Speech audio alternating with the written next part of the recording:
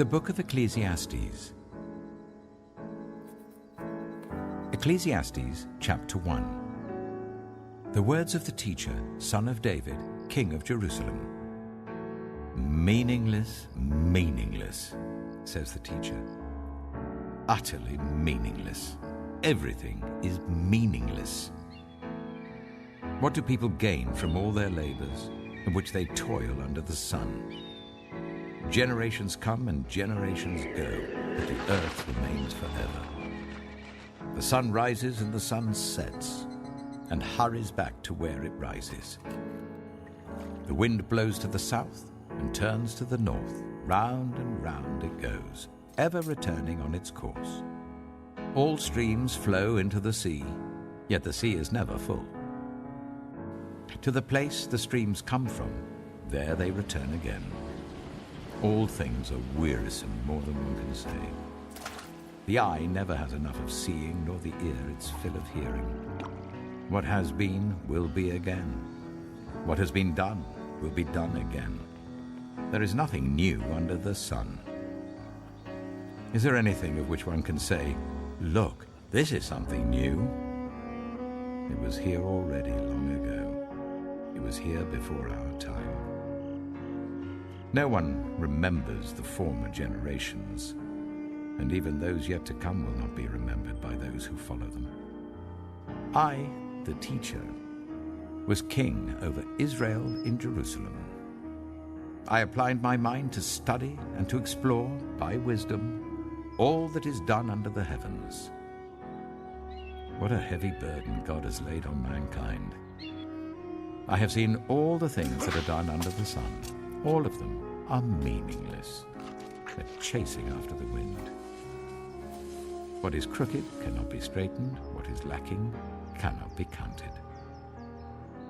I said to myself, "Look, I have increased in wisdom more than anyone who has ruled over Jerusalem before me. I have experienced much of wisdom and knowledge." Then I applied myself to the understanding of wisdom, and also of madness and folly. But I learned that this too is a chasing after the wind. For with much wisdom comes much sorrow. The more knowledge, the more grief.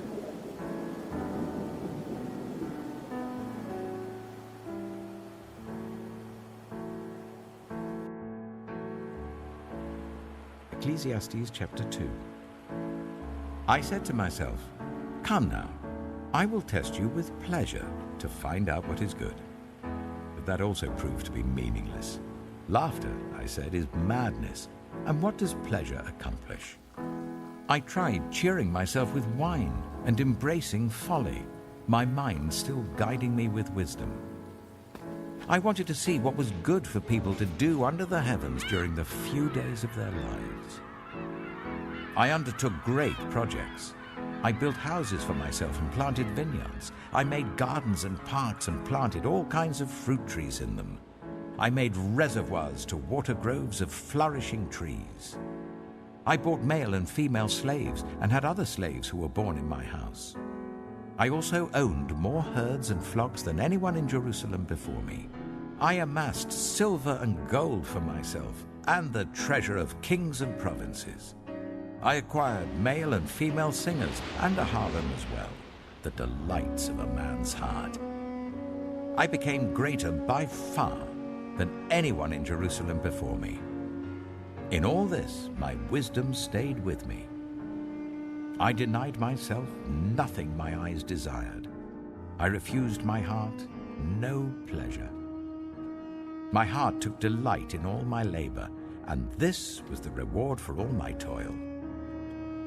Yet when I surveyed all that my hands had done and what I had toiled to achieve, everything was meaningless, a chasing after the wind. Nothing was gained under the sun. Then I turned my thoughts to consider wisdom, and also madness and folly. What more can the king's successor do than what has already been done? I saw that wisdom is better than folly, just as light is better than darkness. The wise have eyes in their heads, while the fool walks in the darkness. But I came to realize that the same fate overtakes them both. Then I said to myself, the fate of the fool will overtake me also. What then do I gain by being wise? I said to myself, this too is meaningless. For the wise, like the fool, will not be long remembered. The days have already come when both have been forgotten. Like the fool, the wise too must die. So I hated life, because the work that is done under the sun was grievous to me. All of it is meaningless, a chasing after the wind. I hated all the things I had toiled for under the sun, because I must leave them to the one who comes after me. And who knows whether that person will be wise or foolish? Yet they will have control over all the fruit of my toil, into which I have poured my effort and skill under the sun. This too is meaningless. So my heart began to despair over all my toilsome labor under the sun. For a person may labor with wisdom, knowledge, and skill, and then they must leave all they own to another who has not toiled for it. This too is meaningless and a great misfortune. What do people get for all the toil and anxious striving with which they labor under the sun? All their days, their work is grief and pain. Even at night, their minds do not rest. This too is meaningless. A person can do nothing better than to eat and drink and find satisfaction in their own toil. This too, I see, is from the hand of God, for without him, who can eat or find enjoyment?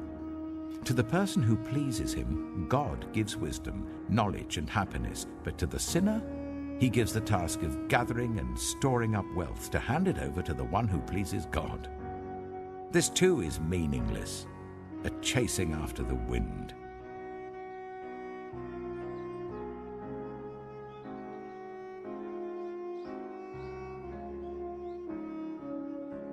Ecclesiastes chapter 3.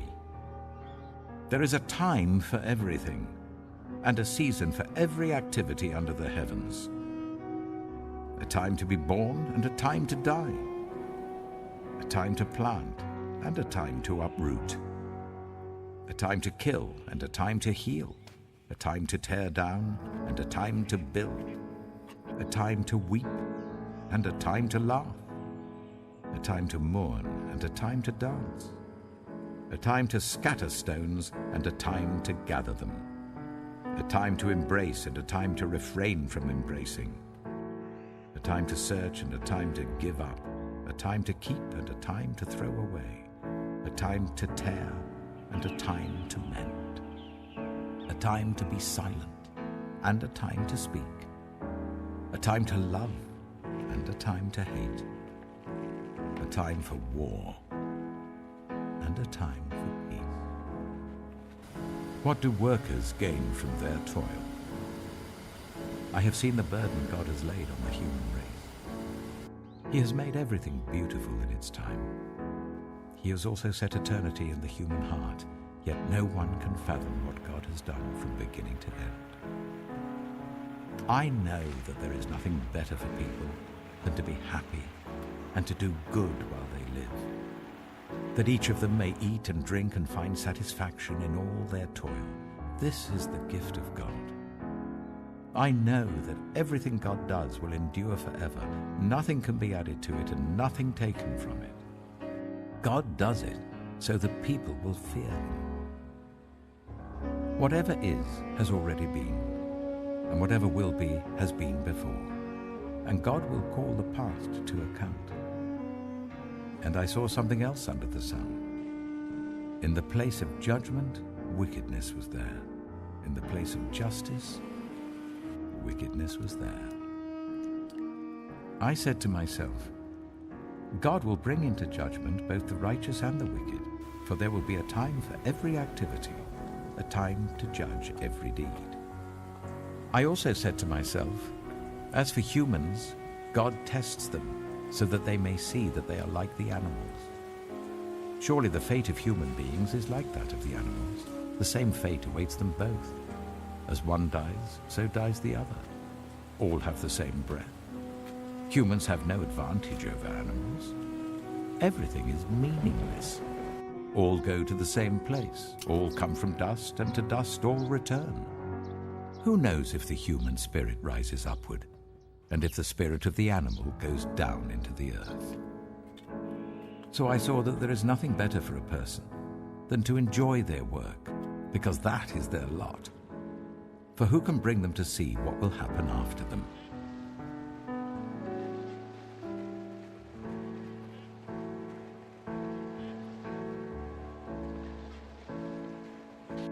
Ecclesiastes chapter 4. Again I looked and saw all the oppression that was taking place under the sun. I saw the tears of the oppressed, and they have no comforter. Power was on the side of their oppressors, and they have no comforter. And I declared that the dead, who had already died, are happier than the living who are still alive. But better than both is the one who has never been born, who has not seen the evil that is done under the sun. And I saw that all toil and achievement spring from one person's envy of another. This too is meaningless, a chasing after the wind. Fools fold their hands and ruin themselves. Better one handful with tranquility than two handfuls with toil and chasing after the wind. Again I saw something meaningless under the sun. There was a man all alone. He had neither son nor brother. There was no end to his toil. Yet his eyes were not content with his wealth. For whom am I toiling, he asked, and why am I depriving myself of enjoyment? This too is meaningless, a miserable business. Two are better than one, because they have a good return for their labor. If either of them falls down, one can help the other up. But pity anyone who falls and has no one to help them up. Also, if two lie down together, they will keep warm. But how can one keep warm alone? Though one may be overpowered, two can defend themselves. A cord of 3 strands is not quickly broken. Better a poor but wise youth than an old but foolish king who no longer knows how to heed a warning. The youth may have come from prison to the kingship, or he may have been born in poverty within his kingdom. I saw that all who lived and walked under the sun followed the youth, the king's successor. There was no end to all the people who were before them, but those who came later were not pleased with the successor. This too is meaningless, a chasing after the wind.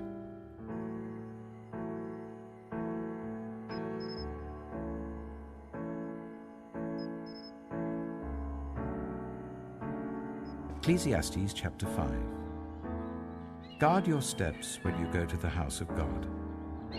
Go near to listen, rather than to offer the sacrifice of fools, who do not know that they do wrong. Do not be quick with your mouth.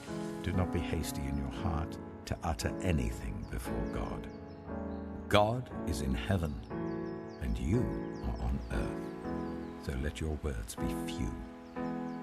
A dream comes when there are many cares, and many words mark the speech of a fool. When you make a vow to God, do not delay to fulfill it. He has no pleasure in fools. Fulfill your vow. It is better not to make a vow than to make one and not fulfill it. Do not let your mouth lead you into sin, and do not protest to the temple messenger, "My vow was a mistake." Why should God be angry at what you say and destroy the work of your hands? Much dreaming and many words are meaningless. Therefore, fear God. If you see the poor oppressed in a district and justice and rights denied, do not be surprised at such things, for one official is eyed by a higher one, and over them both are others higher still. The increase from the land is taken by all. The king himself profits from the field. Whoever loves money never has enough. Whoever loves wealth is never satisfied with their income. This too is meaningless. As goods increase, so do those who consume them. And what benefit are they to the owners, except to feast their eyes on them? The sleep of a laborer is sweet, whether they eat little or much. But as for the rich, their abundance permits them no sleep. I have seen a grievous evil under the sun. Wealth hoarded to the harm of its owners, or wealth lost through some misfortune, so that when they have children there is nothing left for them to inherit. Everyone comes naked from their mother's womb, and as everyone comes, so they depart. They take nothing from their toil that they can carry in their hands. This too is a grievous evil. As everyone comes, so they depart. And what do they gain, since they toil for the wind? All their days they eat in darkness with great frustration, affliction, and anger. This is what I have observed to be good, that it is appropriate for a person to eat, to drink, and to find satisfaction in their toilsome labor under the sun during the few days of life God has given them, for this is their lot. Moreover, when God gives someone wealth and possessions and the ability to enjoy them, to accept their lot and be happy in their toil, this is a gift of God. They seldom reflect on the days of their life because God keeps them occupied with gladness of heart.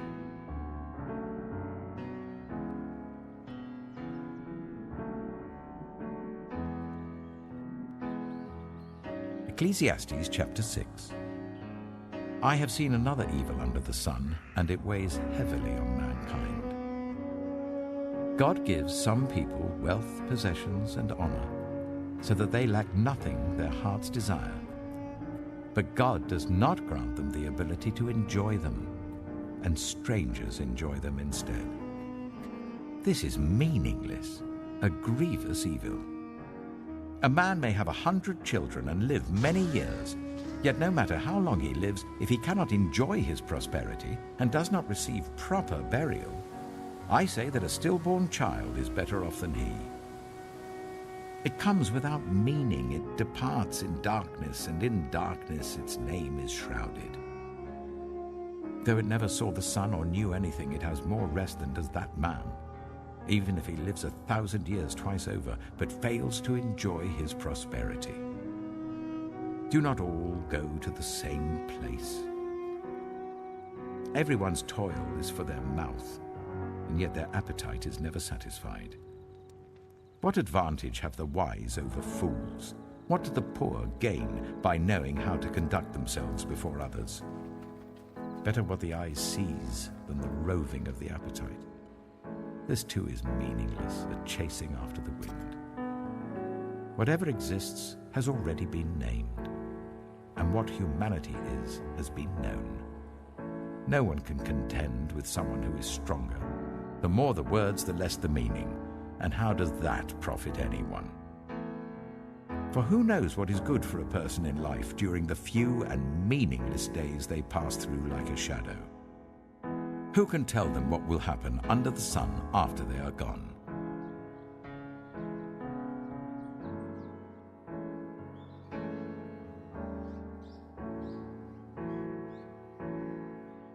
Ecclesiastes chapter 7.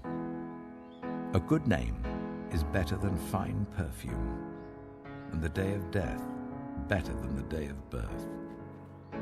It is better to go to a house of mourning than to go to a house of feasting, for death is the destiny of everyone. The living should take this to heart. Frustration is better than laughter, because a sad face is good for the heart. The heart of the wise is in the house of mourning, but the heart of fools is in the house of pleasure. It is better to heed the rebuke of a wise person than to listen to the song of fools. Like the crackling of thorns under the pot, so is the laughter of fools. This too is meaningless. Extortion turns a wise person into a fool, and a bribe corrupts the heart. The end of a matter is better than its beginning, and patience is better than pride. Do not be quickly provoked in your spirit, for anger resides in the lap of fools. Do not say, "Why were the old days better than these?" For it's not wise to ask such questions. Wisdom, like an inheritance, is a good thing and benefits those who see the sun.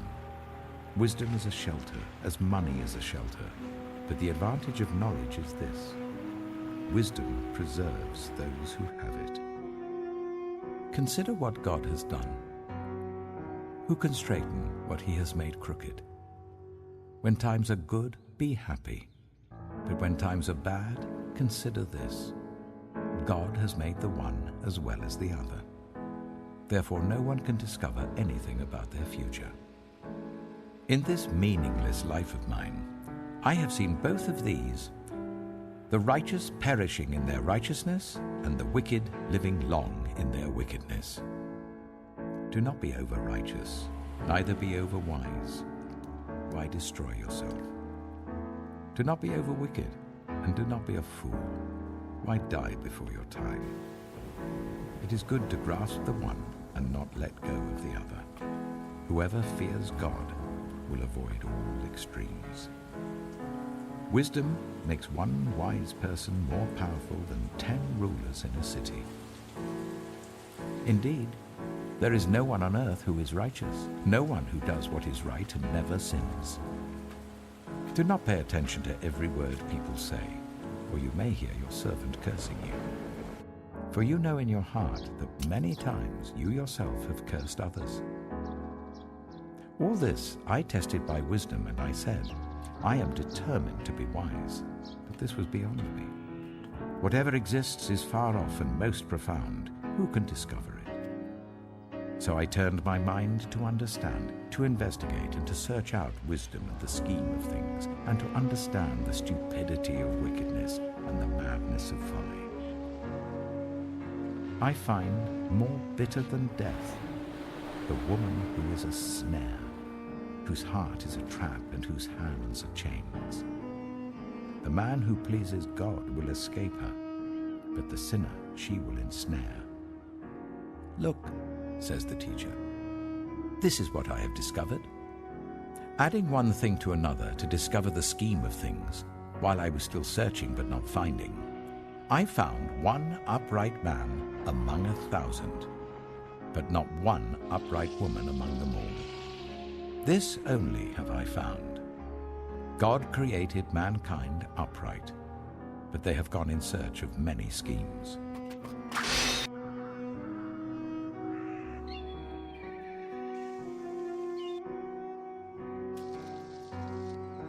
Ecclesiastes chapter 8. Who is like the wise? Who knows the explanation of things? A person's wisdom brightens their face and changes its hard appearance.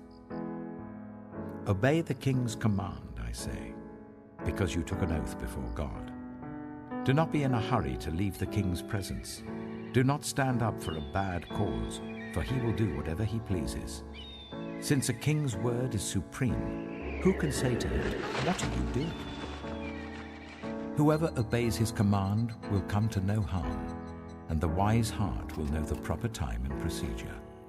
For there is a proper time and procedure for every matter, though a person may be weighed down by misery. Since no one knows the future, who can tell someone else what is to come? As no one has power over the wind to contain it, so no one has power over the time of their death. As no one is discharged in time of war, so wickedness will not release those who practice it.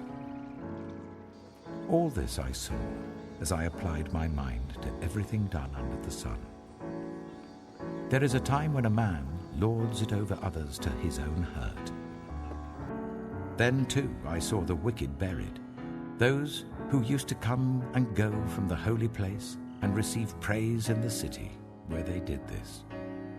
This too is meaningless. When the sentence for a crime is not quickly carried out, people's hearts are filled with schemes to do wrong. Although a wicked person who commits 100 crimes may live a long time, I know that it will go better with those who fear God, who are reverent before him. Yet because the wicked do not fear God, it will not go well with them, and their days will not lengthen like a shadow. There is something else meaningless that occurs on earth. The righteous who get what the wicked deserve and the wicked who get what the righteous deserve. This too, I say, is meaningless. So I commend the enjoyment of life, because there's nothing better for a person under the sun than to eat and drink and be glad. Then joy will accompany them in their toil all the days of the life God has given them under the sun. When I applied my mind to know wisdom and to observe the labor that is done on earth, people getting no sleep day or night, then I saw all that God has done. No one can comprehend what goes on under the sun. Despite all their efforts to search it out, no one can discover its meaning. Even if the wise claim they know, they cannot really comprehend it.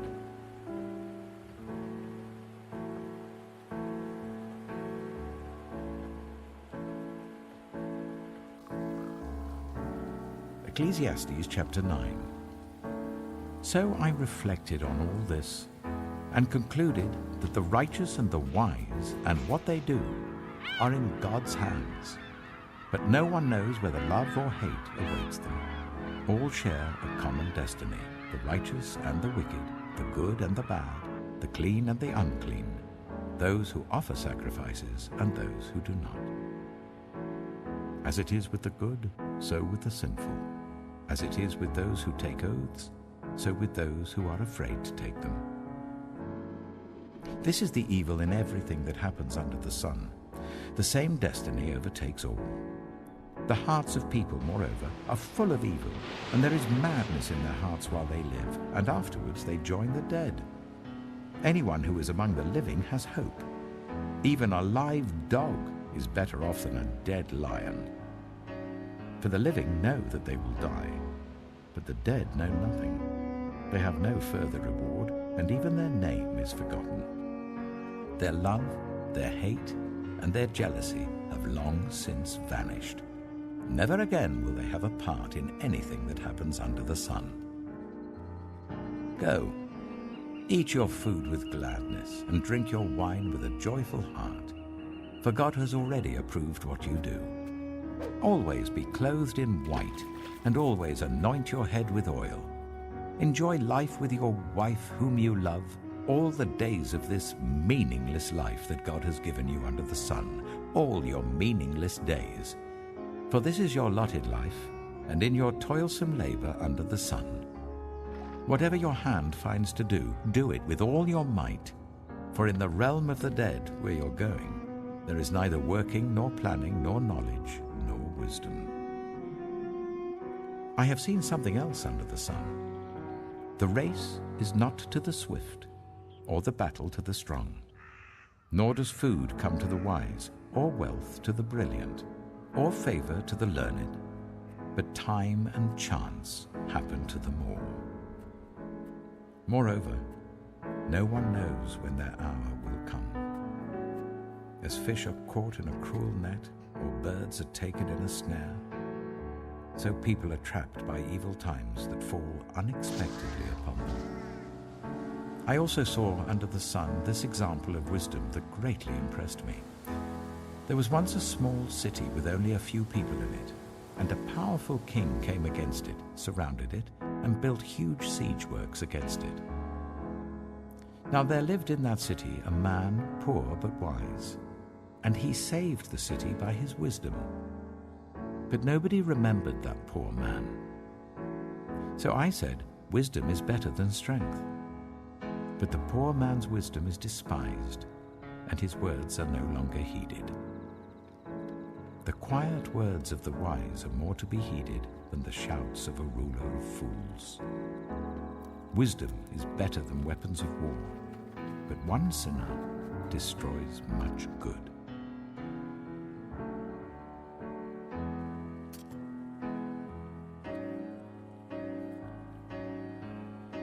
Ecclesiastes chapter 10.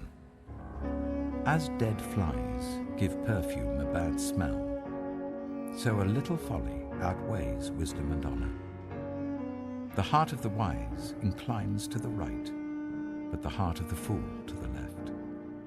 Even as fools walk along the road, they lack sense and show everyone how stupid they are. If a ruler's anger rises against you, Do not leave your post. Calmness can lay great offenses to rest. There is an evil I have seen under the sun, the sort of error that arises from a ruler. Fools are put in many high positions, while the rich occupy the low ones. I have seen slaves on horseback, while princes go on foot like slaves. Whoever digs a pit may fall into it. Whoever breaks through a wall may be bitten by a snake. Whoever quarries stones may be injured by them. Whoever splits logs may be endangered by them. If the axe is dull and its edge unsharpened, more strength is needed, but skill will bring success. If a snake bites before it is charmed, the charmer receives no fee. Words from the mouth of the wise are gracious, but fools are consumed by their own lips. At the beginning their words are folly, at the end they are wicked madness, and fools multiply words. No one knows what is coming. Who can tell someone else what will happen after them? The toil of fools wearies them. They do not know the way to town. Woe to the land whose king was a servant and whose princes feast in the morning. Blessed is the land whose king is of noble birth and whose princes eat at a proper time, for strength and not for drunkenness. Through laziness the rafters sag. Because of idle hands the house leaks. A feast is made for laughter, wine makes life merry, and money is the answer for everything. Do not revile the king even in your thoughts, or curse the rich in your bedroom, because a bird in the sky may carry your words, and a bird on the wing may report what you say.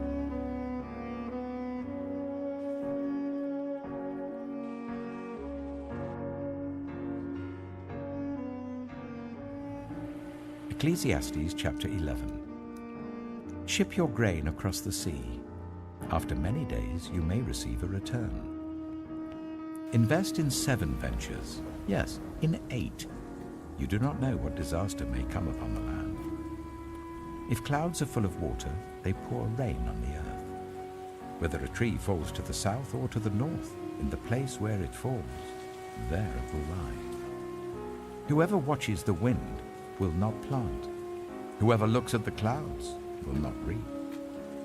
As you do not know the path of the wind or how the body is formed in a mother's womb, so you cannot understand the work of God, the maker of all things. Sow your seed in the morning, and at evening let your hands not be idle. For you do not know which will succeed, whether this or that, or whether both will do equally well. Light is sweet, and it pleases the eyes to see the sun. However many years anyone may live, let them enjoy them all. But let them remember the days of darkness, for there will be many. Everything to come is meaningless. You who are young, be happy while you are young, and let your heart give you joy in the days of your youth. Follow the ways of your heart, and whatever your eyes see. But know that for all these things God will bring you into judgment. So then, banish anxiety from your heart, and cast off the troubles of your body, for youth and vigor are meaningless.